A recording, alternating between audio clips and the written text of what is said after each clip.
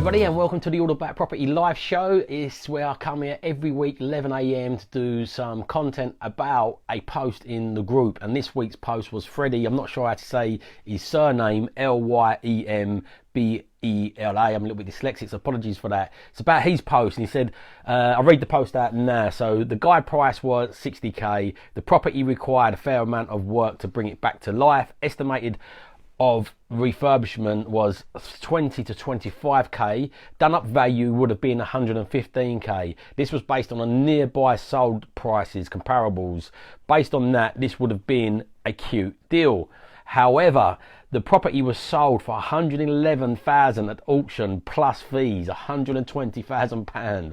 So let me rewind that. So the comparables was 115. This sold for 111, needing £20,000 worth of work to it, plus fees, so 120. Some would say BRRR is dead for now anyway. What are your thoughts and experiences at the moment with finding cute deals in your investment area? I like the terminology cute deals. So is BRRR dead? Put in the comments. Let's get a discussion around this. Do you feel BRRR is dead? So I'm Harvey. I'm a remote property investor, and as I said, I come here every Saturday doing a live content specifically for this group. It's approved by OS. It's all about property live show, and I take a subject from the comments and a post that's had a good bit of engagement in it, and we get here and discuss it. So put in the comments, please. Do you think BRRR is dead? The buy, refurbish, remortgage strategy, do you think it's dead? Do you think it's going to come back alive if you do think it's dead? If you don't think it's dead and you think, no, it's not dead, why do you not think it's dead? So I'll give you my views around this, but the market is massively overheated at the moment. One of the ladies that come through my coaching bought a property off of Rightmove, needed work doing to it, and they just put it straight into the auction, and I think she earned about 14k from this deal. It was something around that mark, I can't remember the exact amount, but she put it straight back into the auction and earned a profit on it and didn't do one little thing to it. This was after fees, she earned all this profit, and when they estimated what they could have earned, I think if they would have done the work, they might have earned maybe 20k, or not even now, I think it was like 17k, so it was a few k different of what they would have earned from the deal if they'd done the work. But also they would have held the property for longer, they would have risked potentially the refurb going over cost, risked the market might have dipped in between that time. So yeah, it's phenomenal. Auctions, as he does splitting titles, check him out. He's involved with auctions, and he's been posting in my group, and I think auctions have been selling something like 95% of their stock. The usual amount is usually 75-75% of their stock. So auctions are being absolutely on fire. And why is this? Why do you think auctions are on fire? Why are estate agents on fire? As I said, please put in the comments what your views are around this. Do you think the buy, refurbish, rent, refinance model is dead? Do you think it's over? And do you think, if you think yes, do you think it's ever going to come back? If you think no, why do you think it's not over? But at the moment, let's look at why the prices and it's difficult to buy properties. It's because obviously we've had a low level of stock. So when we went into COVID, everything shut down. So the estate agents wasn't taking on new instructions. When we opened back up, it only semi-opened up, and the viewings was restricted. But everybody had a pent-up demand. Some people had furlough scheme money in their pocket. Some people, like, just when it wasn't going to work, people had more money in their pocket. People was fed up in their own homes and wanted to upsize and get better space. So when we opened up, the market kicked off, and then the government put in the stamp duty waiver with a few other stimulants, and this has super fueled the market. But since, we've never had a chance to replenish the levels of stock, and then with the papers and the news all talking about this, is making people even more motivated buyers, because you can get a motivated buyer as well as you get a motivated seller, and it's just really fueled the market on.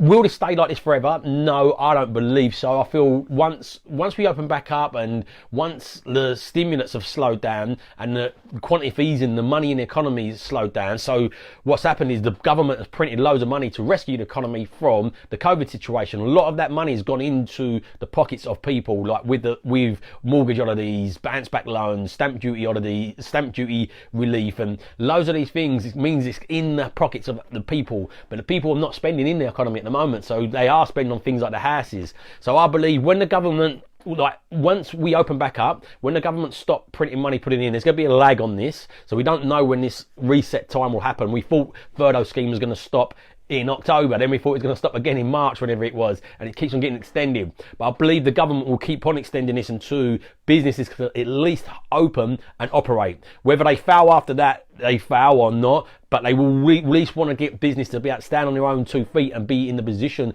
to operate. So as we open up, if we don't have another spike, another wave, I believe the quantity fees are going to slow down, and I believe the injection from the government will slow down. At this point, as everything's opened up and as people are starting to go on holiday again and they're spending money eating out again and they're not cooped up so much indoors, I feel the stockpiles will replenish and we'll start getting back to some level of normality. So I guess that kind of answers my question. Where would it go, and would it stay like this? I don't think it will stay like this. I think we will replenish at one point. But do you think the buy, refurbish, remortgage strategy is dead? Please put in the comments. Or do you think it's still alive? I'll give you my views around that. But auctions, at the moment, the reason auctions, I'll come back to that. Please would like to get some of your views around it, create a discussion. But auctions are on fire at the moment is because there's so much awareness today. Like you go online and there's people talking about the grand reset of money, the banks messing up and the printing this money. So a lot more people are a lot more aware. And then people say, you've got to put it into assets, put it into assets. So as this money are coming into people's pockets, some people are buying new homes and new cars. But a lot of people are thinking, wow, there's 0.4% of interest on my money. I want to put my money into an asset class. And today you can just go on Google and just say, what asset class? What should I do with my money instead of it being in a bank? And there'll be hundreds of videos on YouTube, hundreds of websites telling you where you can park your money. And probably at the top of most of them, or thereabouts at the top of most of them, obviously it's an opinion, will come property, because property, the saying says safe as asses. The reason I say that is because it is probably the most safest asset class out there. Not because I'm in a property group doing this video, not because it is my favorite asset class, it's because it is a very safe asset class, and the government are really heavily invested in this asset class at the moment to keep on making it work, and they're propping it up. So obviously they're coming out now with a 5% deposits backed on second-hand homes, more fuel to this. So yeah, it's a safe asset class. So you're getting a lot of amateur investors thinking, right, I need to put my money into property.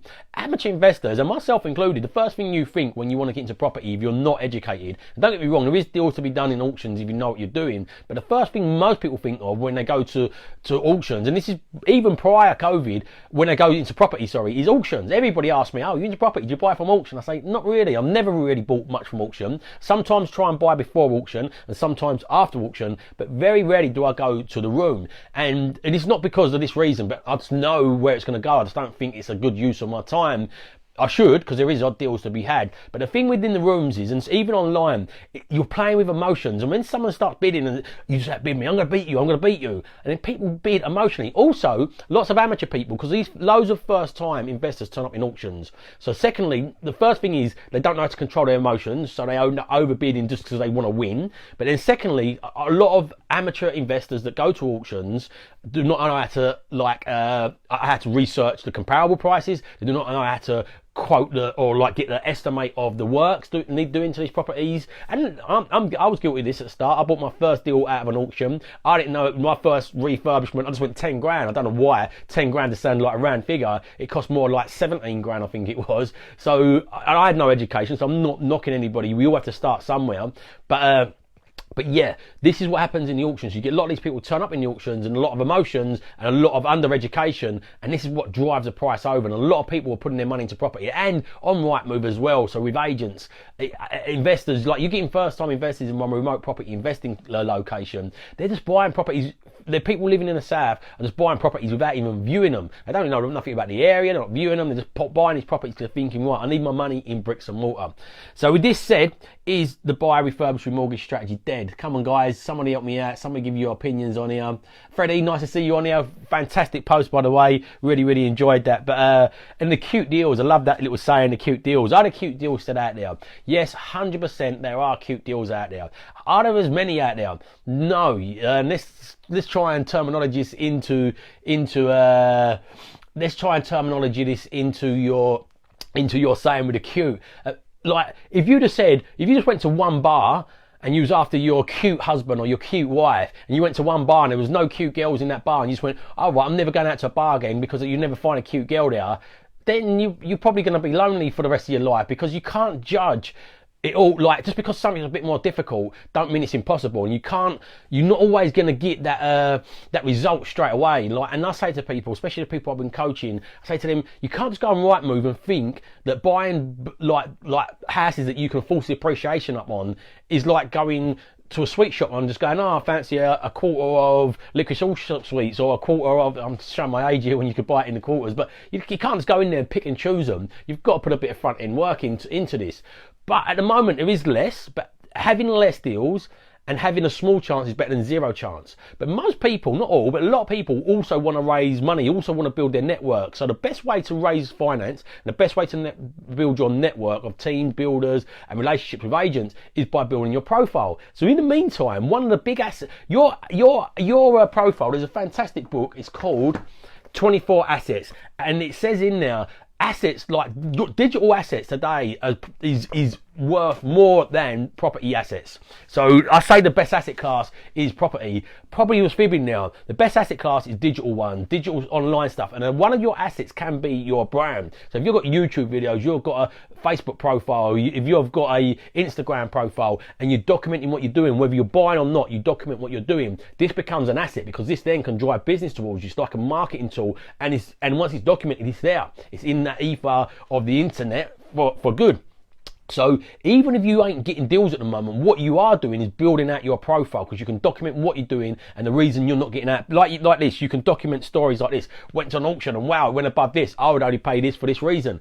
People that might be interested in property, who see you in your network, be going, oh, well, yeah, he knows what he's talking about. He didn't overbid on that. So when the deals do come through, or if the odd one comes through, then people have been watching you and realise your reasoning behind what you're doing. So you're building out a massive foundation base of asset with your digital profile. Also with the agents. So the agents will do business with people that's on their mind. Still, 1 in 3 deals are falling out of bed. Deals are getting down valued. So what's happening, not in the auction, by the way, so this don't work for auction, but what happens is, if you view at the moment, a property come on in my remote investing goldmine location, Stockton-on-Tees, come on for 70k. I know that property is probably 85k. It needs probably 11k spending on it, 12k, so it's not a deal for me. But because it needs a high amount of work, and even though it don't crunch the numbers just on the face of it, I'll put that on my list and review that, because I think, look, the chances are there might be a motivated buyer in the meantime at the moment, but chances are if a home buyer buys that and they can't get the mortgage on it,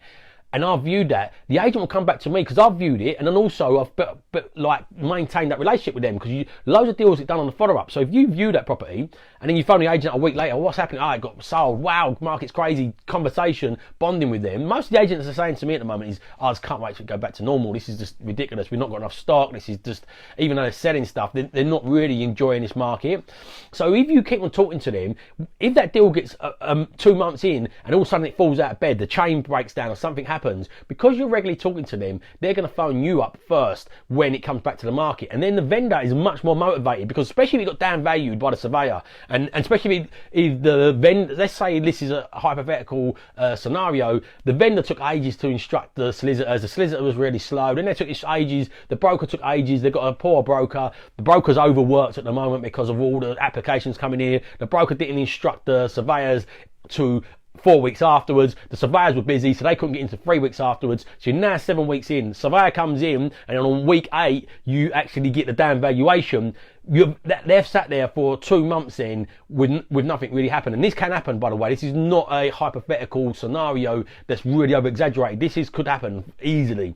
So then in that 8-week period, the vendors then, it's been down valued. So in their head, the professional person telling them it's not worth that much money, they become super more motivated and super more open to options. They go back to the agent go, let's call around the people. Because you've called up the agent once a week to see what other deals are happening, what happened with that deal, what's going on with this, and you're getting on friendly with them.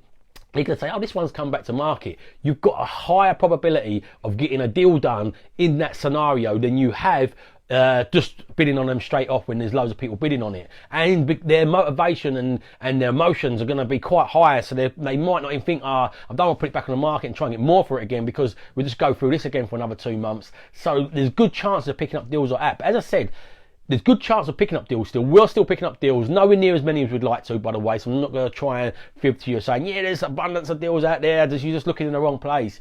There's not as many for me, and we were direct to vendor marketing and we're getting through agents.